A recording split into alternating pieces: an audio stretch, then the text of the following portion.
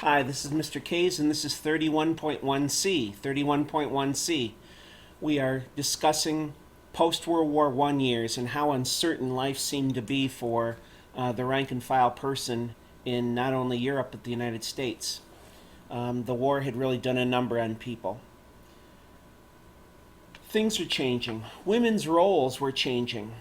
Suffrage, which is the right to vote, suffrage became law in many countries.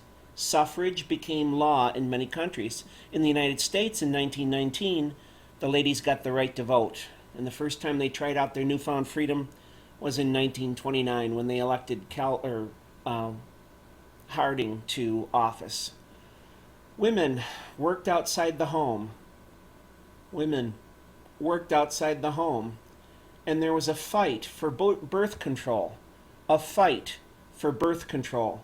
That's courtesy of a healthcare worker named Margaret Sanger. A fight for birth control. She desired to give women the right to limit the size of families if they desired. And it was a scandal. Margaret Sanger actually went to prison for a time for what she was suggesting for birth control.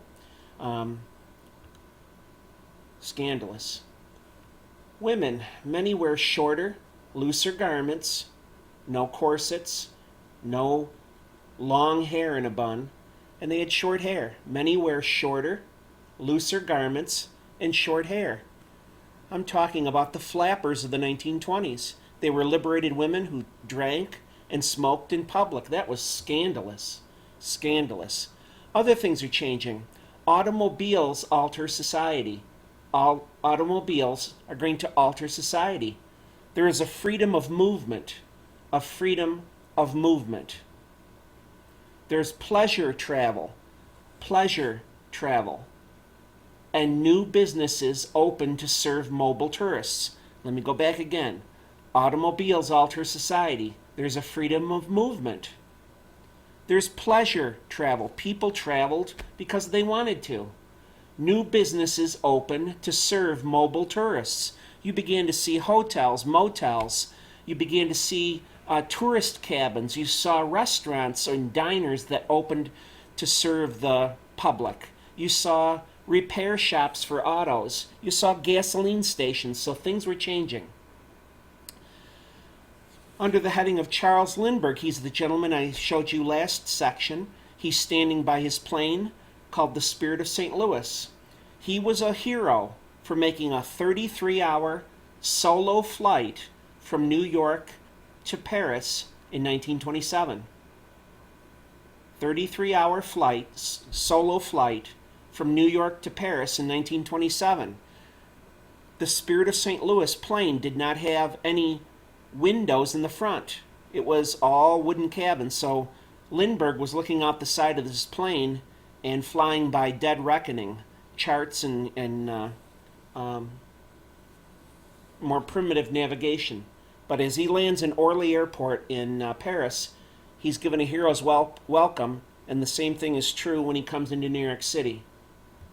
So things change. Passenger airlines develop. Passenger airlines develop to take people from one place to another. Guglielmo Marconi, we've had in previous chapters, he develops the wireless radio. The wireless radio. So you're going to see commercial radio. Commercial radio.